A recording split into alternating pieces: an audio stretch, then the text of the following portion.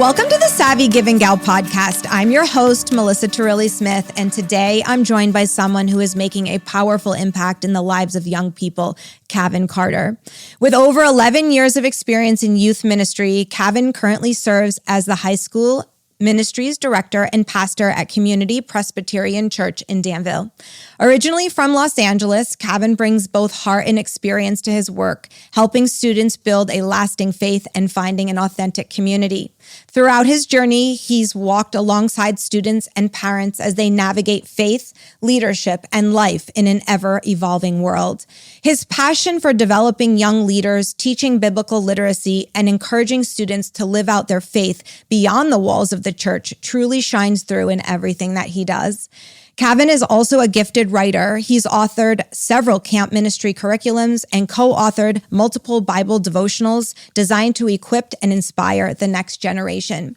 Get ready for a thoughtful conversation about faith, mentorship, and the lasting impact of showing up for the next generation. Kavin, welcome to the podcast. Hey, thanks so much for having me. I'm so excited you're here. And I want to share with the listeners that my kids and I do attend Community Presbyterian Church, CPC. And Kavin has had such a huge impact on my family, but mostly my son.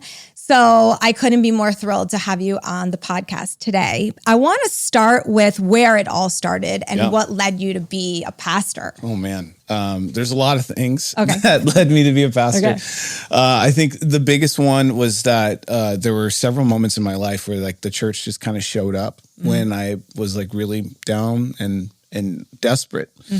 In no other place more than when I was a kid. Youth ministry has affected my life in such a deep way. I don't think I would be alive even if it wasn't for the mentors and the pastors who invested in me when I was a kid. And so much of that is what inspired me to go into youth ministry in the first place. I did not want to go into youth ministry. Okay. When I was in high school, after I became a Christian, I was like officially became a Christian when I was like 16. And like, I had no interest in pursuing ministry. Like I loved the church and I loved like worship and that type of stuff. I wanted to be an artist. Like my dream was to like own an apartment in Hollywood. Okay. That's a cool dream. Yeah. Right. Like just like a really crappy studio and like make art and, maybe die a little early and like have all of my art be discovered and then post-mortem I'd be so famous. Wow, this is an amazing dream here. It's a little morbid, right? Yeah.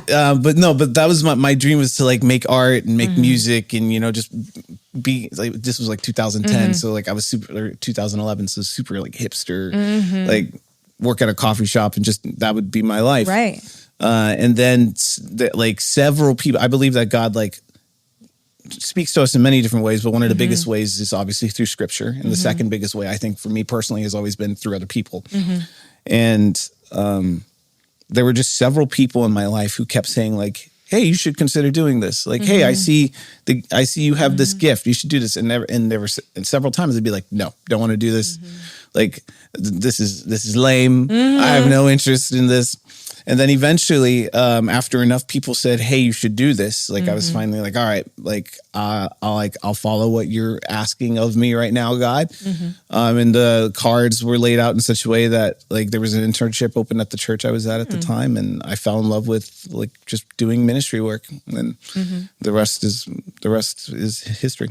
Yeah. I love that story. Yeah. And so do you think it's those mentors in your life that really led you to the youth ministry aspect? Because I know you said you didn't want to mentor youth, but you are really made for this job. So can you talk about that transformation in terms of like, okay, now I want to really minister these youth? Yeah, well, like when I got started, it was all like, this is the only opportunity I had. It was like a youth ministry internship. Okay.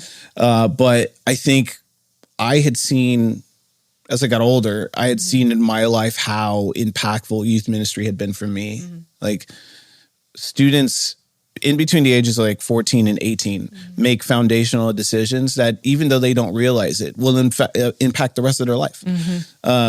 Those are the times where like we make choices and students who like decide to full-heartedly like follow God and like like love Jesus, if they do that during those times, it's more likely that they're going to like follow Jesus for the rest of their life.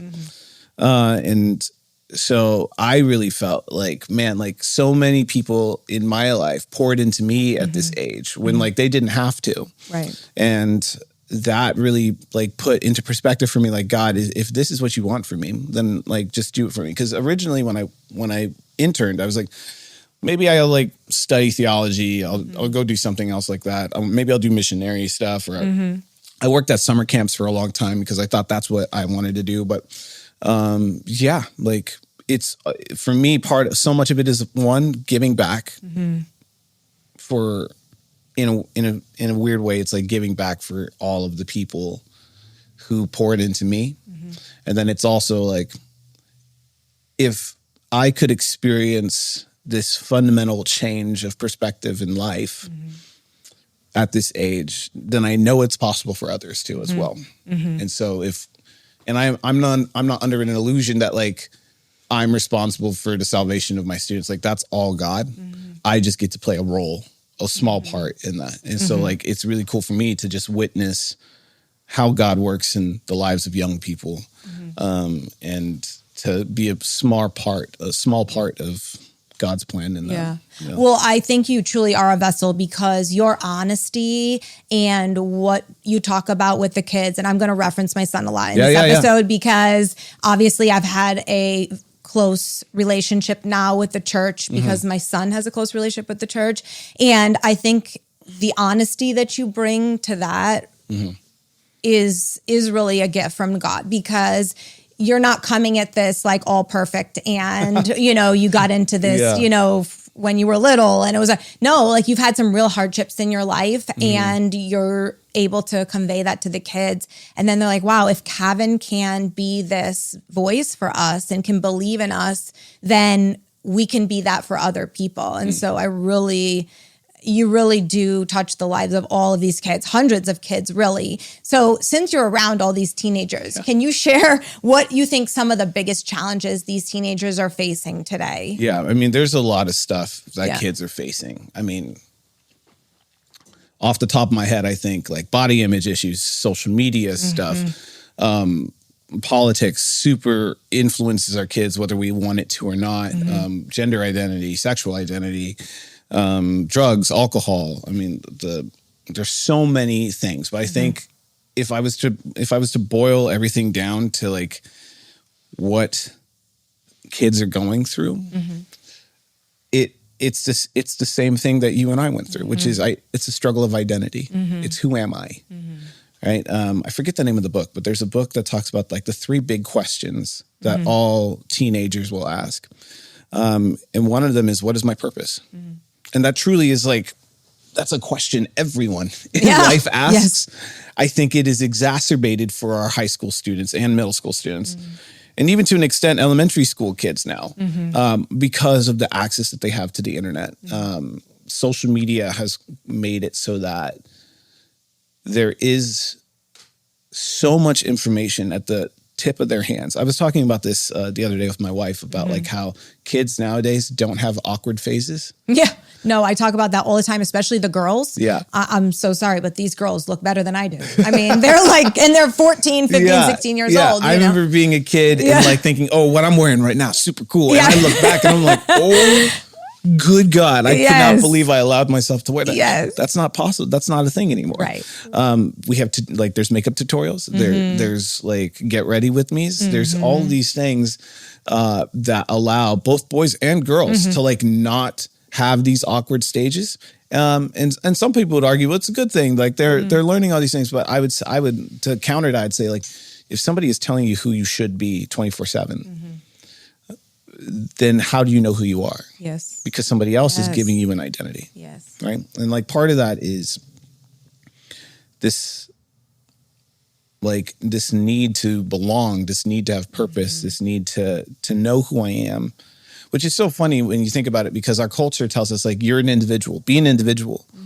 But as soon as you step out of what everybody else is doing, especially in high school, yes, then, you're weird. Yes. And like, hey, like get yourself back into line, right? Which is funny. It's like, we're all like be an individual with the rest of us being individuals, which is all the same, which let's just all be the same. But yeah, so I think identity is like the greatest thing that our students have to deal with right now. Identity of self, identity of their gender, identity of their sexuality. I think I read an article recently. It's like 1 in 5 kids now questions their gender or their sexual identity, right? So it's like, it's something that is like a huge aspect of our culture. Right. And it's something that I think the church needs to be more invested in addressing.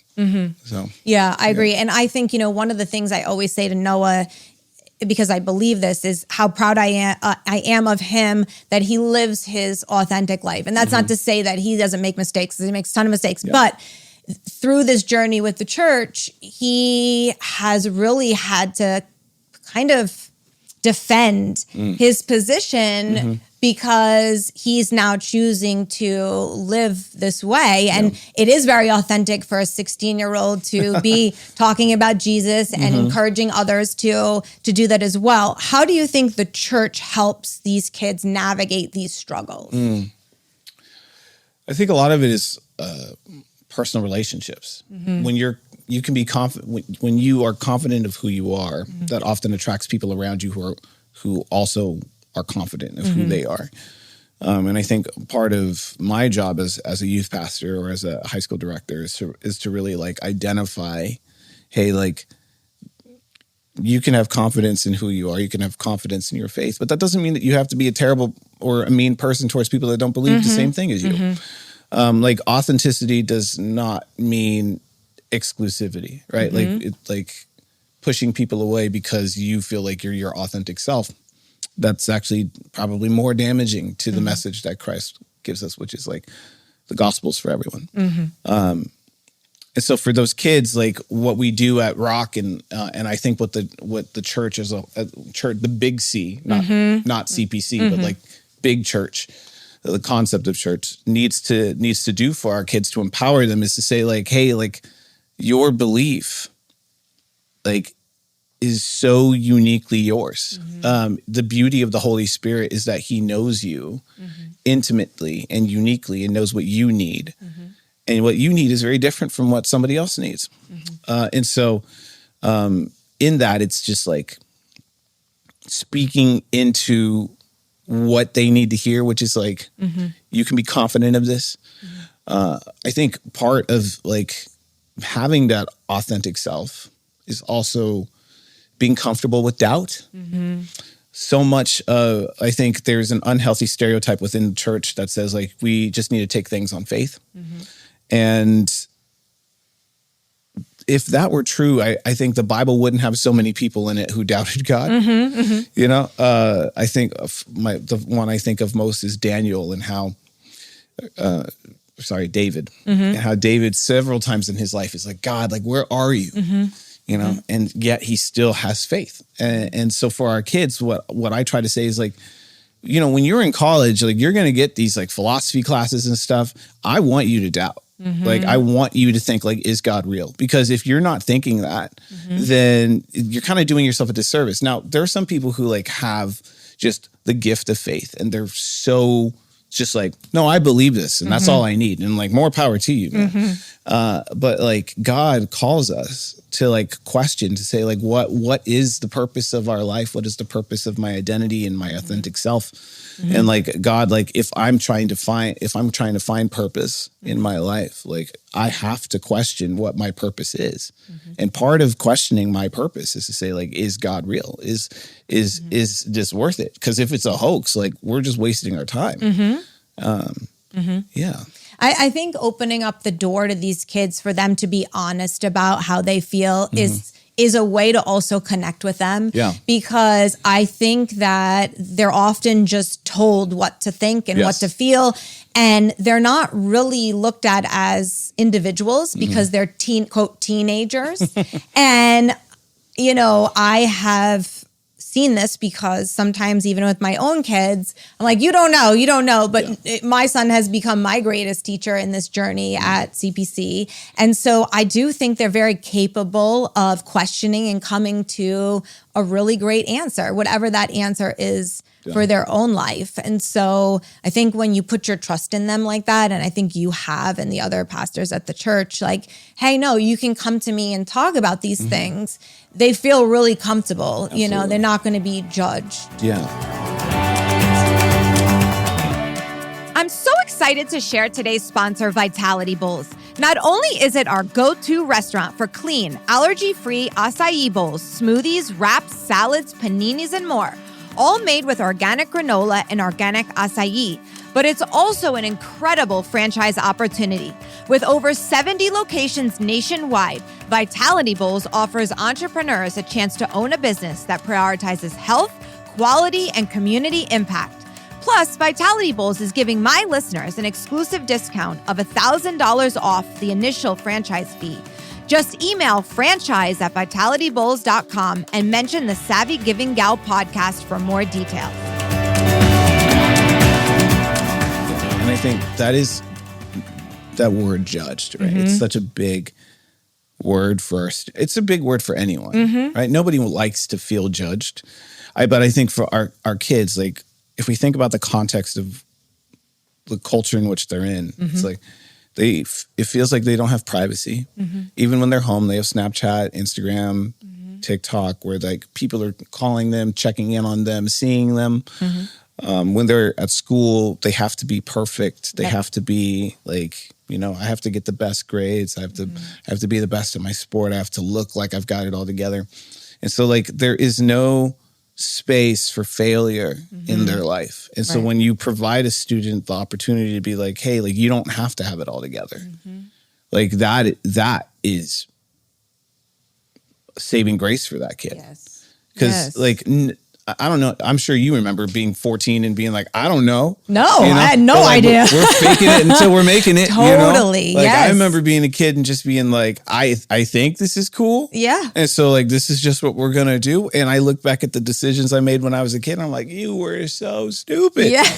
Right? And so the fear, and I think now our kids, because of social media, because of technology, it's exacerbated. Yes. It's so much more. Yes. Because they don't have privacy. Right. They don't have, like, there's no room to be embarrassing. There's no room to be wrong, even. Because if I'm wrong, if I say the wrong thing, everybody else around me hears it. And then they all are going to shame me or judge me or whatever it is. And that goes for Christian culture. That goes for any culture. Right. Kids that aren't churched, kids that are churched, right? So providing that space to doubt, to question, to make mistakes, and then to genuinely be like, hey, like, it's okay to not feel like you understand what God is doing in your life, or to not feel like you even believe in God sometimes, because God is strong enough to hold those things. There's nothing God hasn't heard before. Right. So like when kids are like, one of my favorite things that kids will come up to me and say is like, I don't know if I believe in God. I'm like, great. Yeah. That's all, because you know why? You're asking the question. Right. Do I believe in God? Right. And that in itself is like such a great thing, because it allows questions to be asked. It allows like those doubts to be like pursued. Not like, you know, there's like this big word in like in culture right now, like this is how I deconstructed my faith, right? Like I deconstructed being in the church. And it's like, okay, like the church has its problems, right? Like there's tons of issues that we could talk about in the church. But when we talk about deconstruction, like doubt is part of deconstruction. And what I tell the kids is like, hey, like deconstruction is actually a good thing. Because at the core of what deconstruction is, it's like you are breaking down what your parents thought, what your mentors thought, what I thought, what like other pastors thought, and you're coming to your own conclusion, right? So like you're taking all that in, all those influences, and saying, what do I think about this? And do I actually believe what other people have told me is true? The problem is like if you stay in deconstruction, you're just left in a spiral and there's nowhere to go, right? Right. So deconstruction is good, but you have to have reconstruction. You have to like build something out of that. I don't care what your life view is, but you can't just stay in a place where you're just tearing everything down. You have to like I tell students, you have to build something up. And that's the only way that you'll get out of that doubt. Like come to your own conclusion. And ideally, hopefully, prayerfully, and Lord willing, you'll know that God is for you, and that He is your Savior, your Redeemer, and I will always champion and advocate that for you. But I want you to come to that conclusion, and only you and God can do that. I can't. Right, Yeah. right. I love giving them that power too. Yeah. You know, that they have the tools, and you're giving them. Obviously, we're putting people in their lives who are giving them the tools to do that. And I think that's really empowering for them, because I do think all of these social media influences and the influences they see even, out in the world is they see all of the success of people, right? And so their success never really measures up to all the success of all these people when they are truly in and of themselves enough and successful and worthy, and it's their own journey, as you mentioned. Like this is their life and their journey. And it's so unfair to like compare yourself to a celebrity when you're 14. Right. Yeah. And we didn't have to do that because we didn't see them. Yeah. So I mean, you just would compare yourself to like the valedictorian or something. Yeah, you the cool kid on the yeah, football exactly, team. who had a nice pair of jeans or whatever. But yeah. this goes way beyond that. This is like a kid who made $3 million at 14, Yeah, and it speaks to like a larger, I don't want to call it an issue. I'd say it's just like a trend. It speaks to a larger trend of like generation Gen Z and Gen Alpha, which is like Gen Z is the first generation in the history of the West, I'll say, who, when you ask them, what do you want to be when you grow up? They don't tell you a job. They don't tell you a purpose. They tell you, I want to make money or I want to be famous. Right. They don't tell you, oh, I want to be an astronaut or I want to be the president or I want to be a firefighter or whatever. They say, I want to make money and I want to be famous. And so if our purpose is to make money and be famous, these are very like abstract thing. Like being famous is a very abstract thing, and money is so temporary. Like even the richest people in the world, like you have to always continue to make money or they lose it, right? So it's like these things are such like static things that aren't like constant. There's stuff that they have to constantly pursue, and I often question like, if those are the things that like that our culture champions, to be famous and to make money, then like we're just setting students up for failure because those are temporary things. Right. Fame goes away, money goes away. Right. And so like, how do we replace these temporary things with eternal things, right? Like love, joy, peace, kindness. Like if you want to say, oh, what do you want to be when you grow up? I would much rather you say, I want to be a kind person than say, I want to be famous. Yes. And I think the church, youth ministry has so much to do with that. I was saying like, how do we shift your perspective from like a consumer idea of like what purpose is to a holier, like set apart idea of what success is, because like making money, there's success in making money for sure. Right. Rich people, like a person who is wealthy has obviously had success, but if the whole purpose of that pursuit has been to make money, that's an empty success. Right. Yeah. So, how do you get and refocus them on those more ideals, the kindness, the love, the compassion? Like, how do you do that? So Rock is the youth ministry. So if I refer to Rock, that's what it's called. Yeah. How do you do that? And how do you get them comfortable kind of sitting together and doing that together, you know? Well, I think I have one of the things I tell my leaders or my small group leaders and parents a lot is like, I want to move students from like a mentality of consumership to ownership. Oh, I love that. Right. So both in the way they view God in the church and in the way they approach life. And obviously like it's a byproduct of our culture. We're a Western culture. So consumerism, capitalism, these are things that are ingrained in our culture. But like when we're talking about moving from consumerism to consumership to ownership. I'm not talking about like, oh, don't go out and spend money on stuff and like, go to Disneyland or whatever. Right. I more mean so like the mentality that you have towards faith. So if it's like, so consumership would say, oh, if I don't like this type of thing, I can go find another thing or I can try something else. Right. And to a degree that's fine. But like, if you are part of Rock student life, the youth ministry, if you don't like something or something is like hard for you, my challenge to the student is to say, okay, like instead of leaving or instead of like saying, oh, like, I don't like that, make it better. And that's why I love like having a student leadership team. Like Noah, your son is on, obviously he's on my student leadership team, and he and everybody else that's on that team come to me with ideas almost every other week. And they're like, hey, these are the things that we feel like we need to change. And these are the things that we loved. These are the things that we liked. And I take those things very seriously because it is them having ownership of the program, them having ownership of the youth ministry. And in a way, it helps to reflect how I hope they take their faith. Oh, I don't like this part of how I'm feeling about God right now. Okay, go out and do something about it. But you take ownership of it. Like the agency of this, or the agency that you have in your faith is yours. Like you get to decide like how deep, for lack of a better word, you want to have a faith. Right. Yeah. I think that leadership program, I will say, because I can speak firsthand, has been life-changing because a lot of kids aren't comfortable doing that at school. Sure. And there's so many kids at school that are quote unquote more qualified than we'll say my son is at school.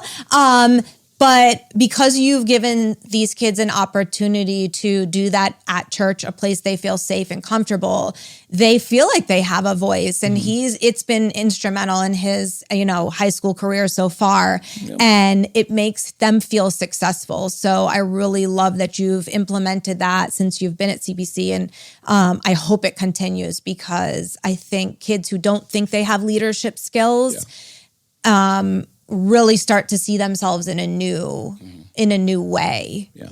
And I tell my students all the time, like, I could give you the best sermon in the world. Right. We could have the funnest games, the best pizza, food, prizes. We could do the coolest things, have the lasers and the smoke and the rock and the cool worship music. Yeah. But if you aren't bought into it, none of that matters. Right. And so ultimately, like, a youth ministry success has nothing to do with me. It has everything to do with like the students. And if my students are saying like, hey, this isn't working, then like it's my job to be like, okay, how do we change it? Well, I disagree a little bit that it is you. You have really brought an energy to these kids. And I hope all around the country there are men like you who become a mentor to boys and girls. But I would just speak to having a son and you being a man in his life who really represents that and like represents listening to the kids and, giving them a voice. And so I just think you should take some credit for that. I appreciate that. Thank you. You teach obviously biblical truths, obviously that. So how do you make them relatable to the teenagers? You know, I mean, because I know I speak about Noah, but there are a lot of kids who are like, what is this all about? Like, what's going on here? Like the Bible is the word of God is like universal. It's not like the themes, the context of it is not something that was only meant for 2,000 years ago, you know? And it's like, obviously we take into, like when I teach, I take into context what the Bible is, which like some things were written at times for certain people and we have to take into context of those things. But for like how I relate it to kids, it's really just like, back to that whole authentic piece, which is like, hey, this has affected me. I hope it affects you. There's an element of vulnerability involved, at least on my end, of just being like, hey, I kind of just like lay out parts of my life sometimes.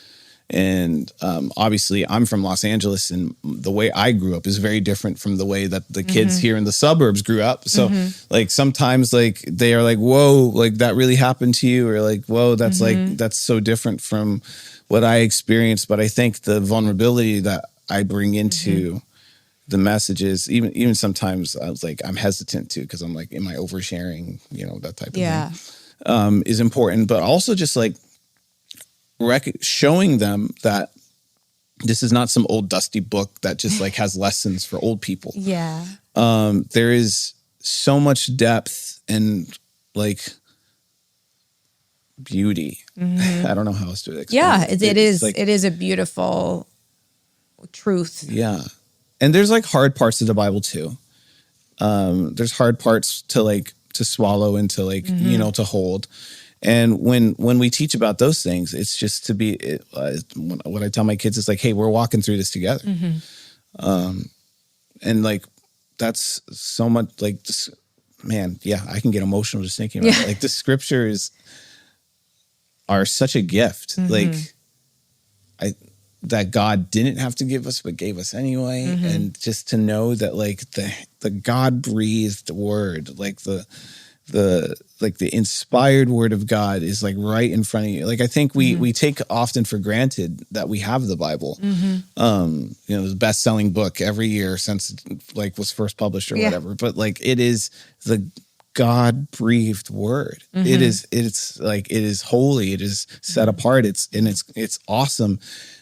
Even in the difficult parts that it has, to be able to struggle through those things and wrestle through them, and then in the good parts to be like, hey, like there is freedom, there is joy, there's laughter, there is like there's even scandal. There's parts of the Bible where I'm like, man, you can make a good HBO Netflix TV series. show. Here we go. Yeah. Like give me some Old Testament TV shows, man. Yeah. And don't hold back. But yeah. I think that value system that comes from the Bible is sometimes forgotten in our world, as we've talked about, because instead of celebrating that beauty and those truths and like those values, we're celebrating your SAT scores or your, some of these other things that, yes, obviously all these teenagers are on the path to do, but I think they're not all created equal teenagers. Absolutely.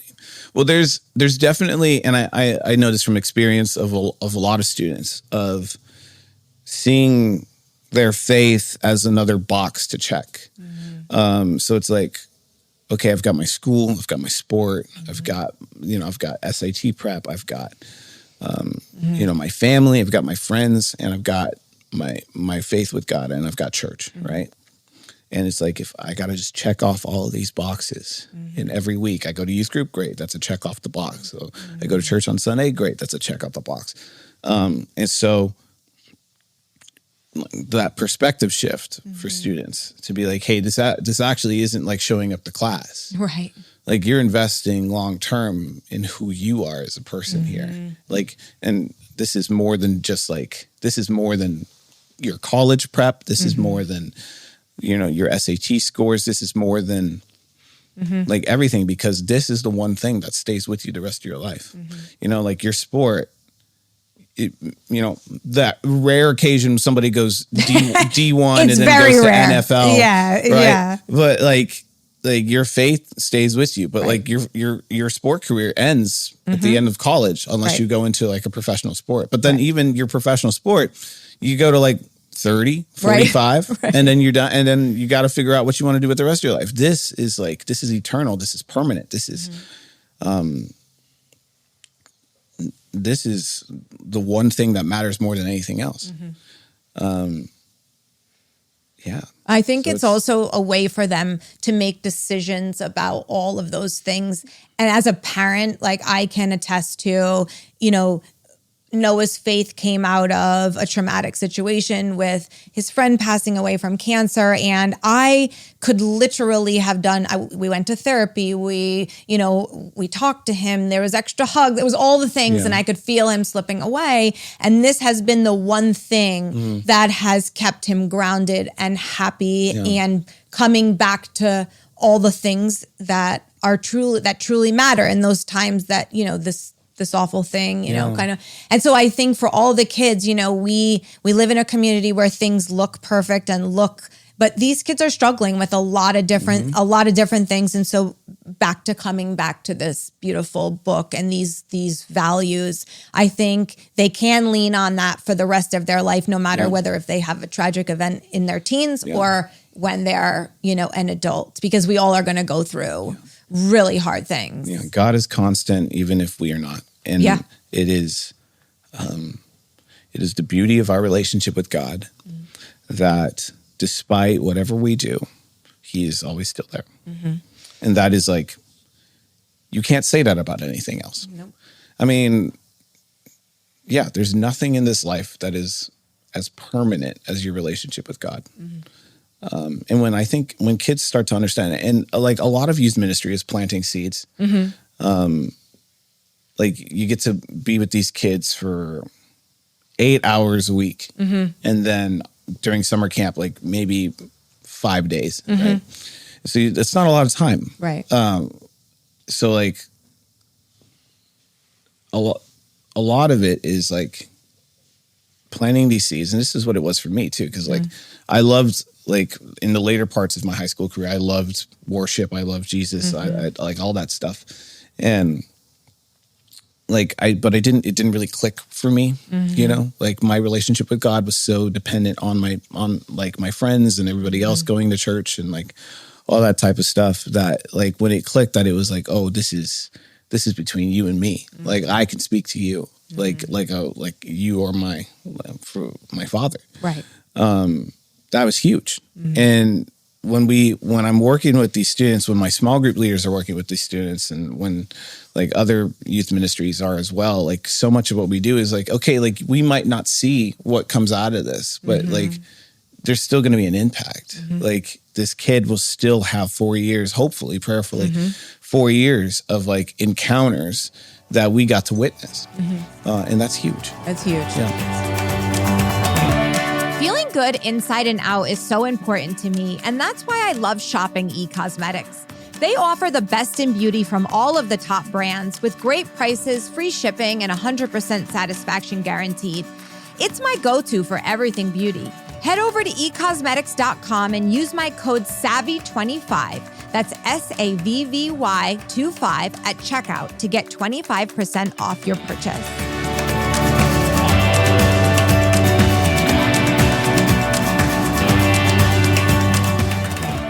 Travel lovers, it's Melissa. Traveling with my family to explore new cultures brings me so much joy. And all business class travel can make it even better with their top-notch personalized service. Use promo code SAVVY, that's SAVVY, to get complimentary Black Car Airport transfers. All business class travel makes it easy to focus on what really matters, cherished memories. Visit allbusinessclass.com and start planning your next incredible journey. So what advice would you give parents who want to support their children on this faith journey, you know, or could just help them in general? I mean, you're around teenagers all the time and, you know, parents sometimes don't have all the answers. So absolutely. What would you suggest? There's a couple things. One is, if you are a believer, you got to make church a priority.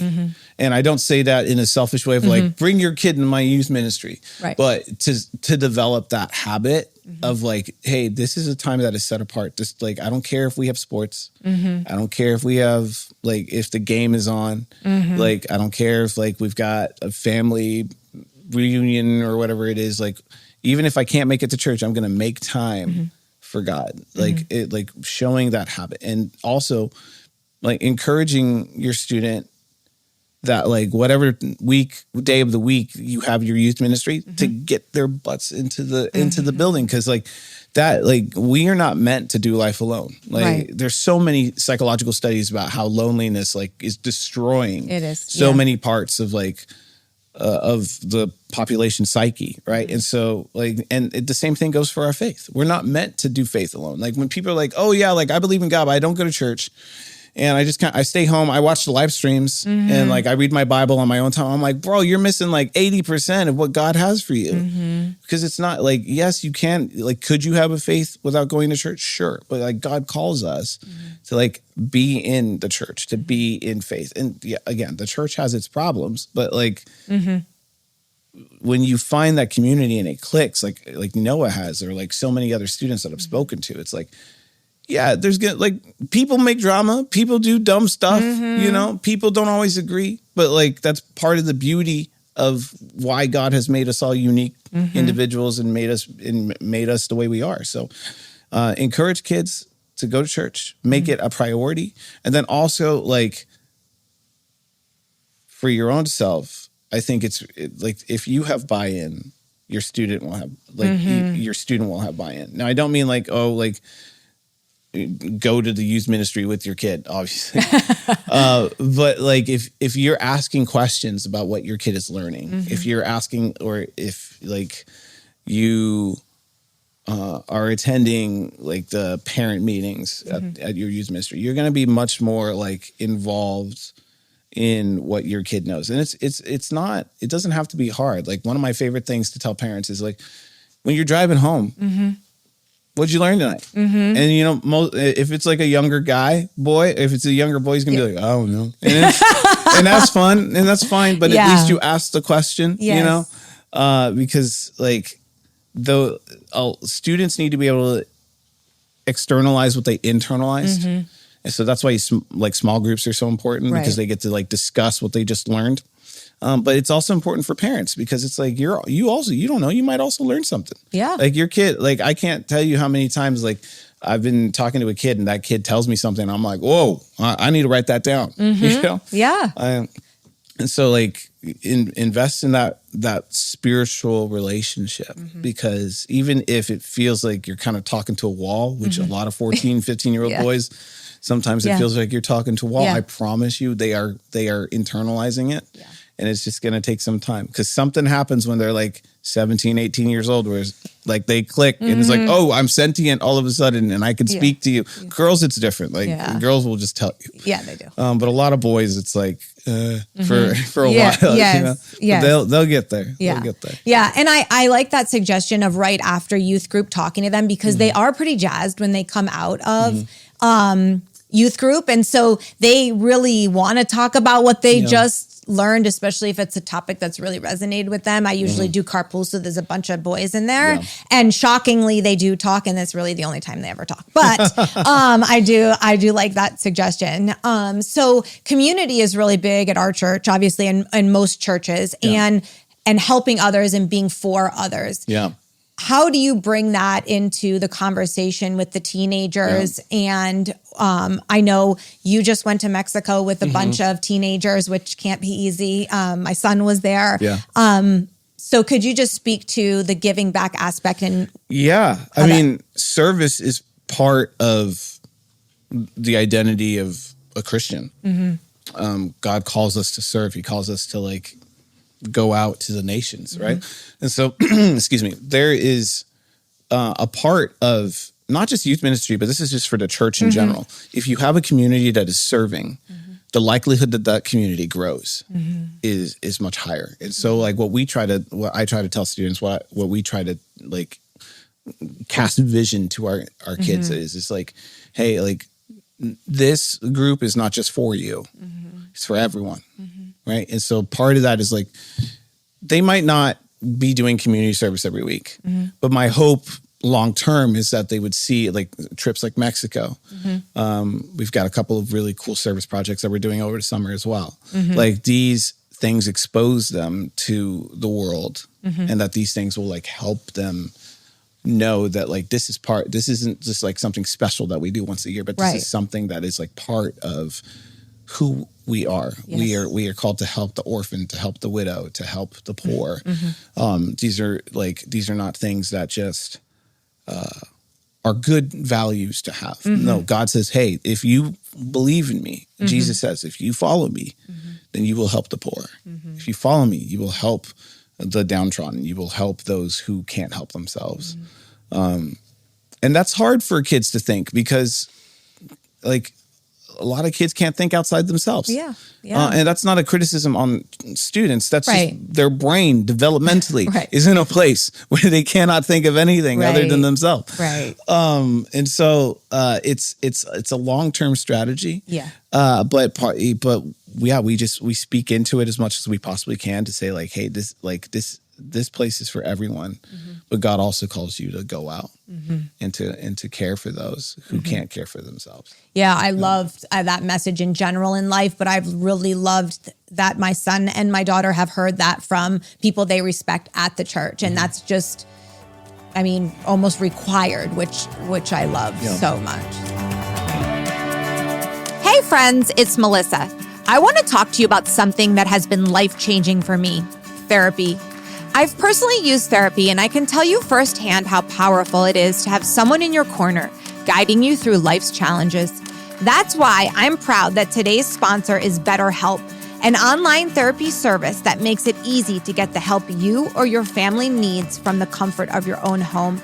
Whether you're struggling with stress, anxiety, or just need someone to talk to, BetterHelp is here for you.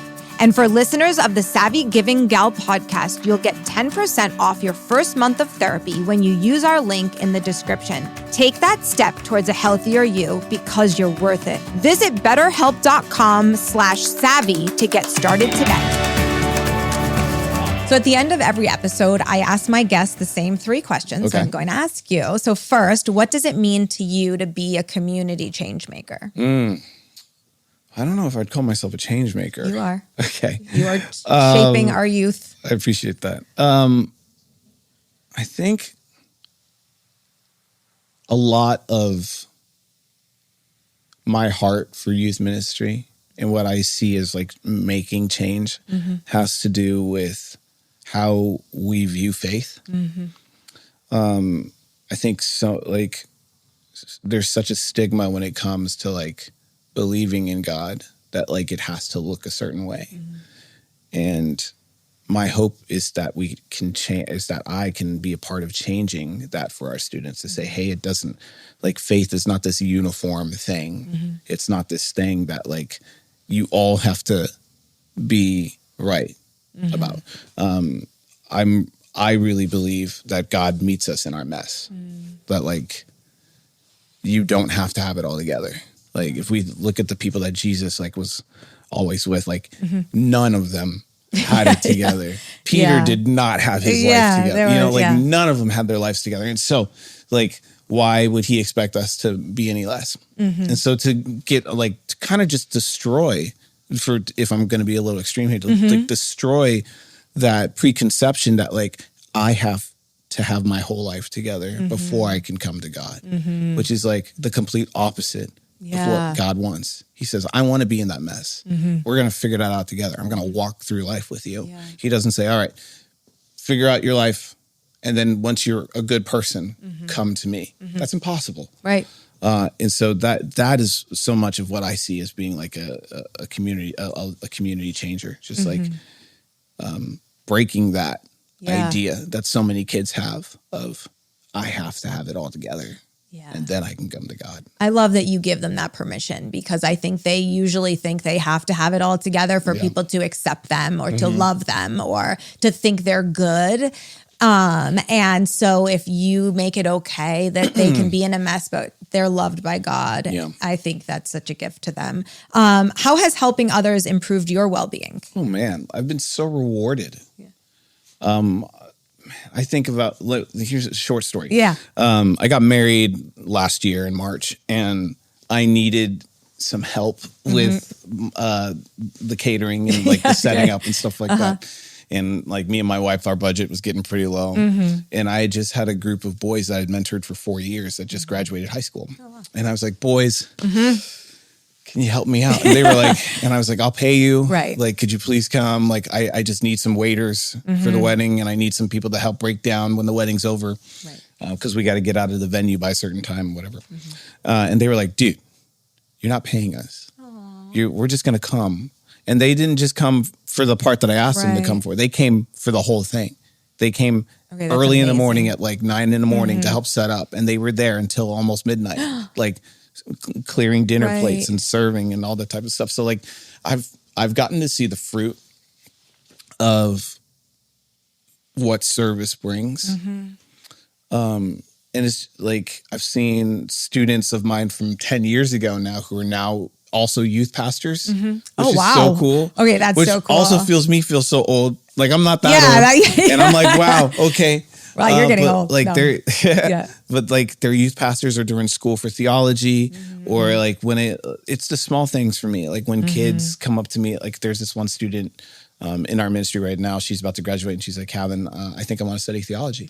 And I'm like, "Oh yes, like let's go!" Like, yes. Like that's so cool, and it's all because like I guess part of it is me, but so much of it is just like seeing God work through other people, and just being able to like be witness to that. Like I get so much energy from seeing kids like worshiping God and like being all in, and like I don't need the credit. I just love witnessing it, you know? Yeah, I can imagine that that's a part of your job that you really love, because I have loved watching these kids, these teenagers. I have one who is involved, so obviously I'm around it now. And I go with Noah to church every Sunday. It's our time together. And it has been just amazing to see, you know, and be part of that, you know, even just a small part of that experience for them. There's a beauty to like seeing it click. Yes. And I'm like, awesome. Like it's so cool, man. Yes. No, I can appreciate that. So can you suggest one small act of kindness that our listeners can incorporate in their daily lives? Yeah. I do this every morning, but like when you get up in the morning, if you're a believer, and if you're not a believer, I think you can also do this too. But when you get up in the morning as a believer, you can say, show me how I can show your glory today. And I think for me, like the small acts of kindness that I've always found are when people, like when we can speak up. And it doesn't need to be like massive, big, Right. like, you know, go to a protest or something like that. But like sometimes just reposting something of like, hey, there's this injustice, or hey, there's this like there's this family that needs help, or something like that goes a long way, you know. But when we speak up for those who can't speak up for themselves, like students often can't speak for themselves. But I think of like, you know, just the poor, or just like the marginalized, or those who've been pushed to the sidelines. And I think like, yeah, just saying, hey, this is something that we could probably do something about, is huge. Yeah. Just because words have so much impact. There's so much like, whoever said word like sticks and stones, no. Words can't hear it. Dumb. Yeah. Okay? Like so dumb. so dumb. So dumb. Words have power. They do so have power. if like an act of kindness, use your words. Use your words to lift others up. Yes. Yes. I love that so much, because I think there are so many hurtful words going around these days, that if you can be the person who speaks up for those who can't, or the person who speaks kindness into the world, I mean, you're going to have a huge impact on others. So I love that one. Yeah. So can you share with the listeners where they can find you? Absolutely. So I work at CPC. If you have students in Danville or the surrounding area, we would love to see them. High school, ninth to like senior year, freshman to senior year. I also have a website, KavinCarter.com. And then you could also find me on Instagram at Kavin's Cabin. I like it. Yeah. Okay. Go to camp so many times. Okay. I love it. Well, Kavin, yeah. thank you so much for being here and sharing your story. It really meant a lot to me. Absolutely. Thank you for having me. Yeah, I loved it. Coming to fill up my cup. Thank you for listening to the show. I hope it sparks a desire in you to dedicate even a small slice of your life to uplifting others. Don't forget to subscribe wherever you listen to your podcasts. Follow me on Instagram at SavvyGivingGal. You can also visit my website at SavvyGivingGal.com. Let's spread positivity together.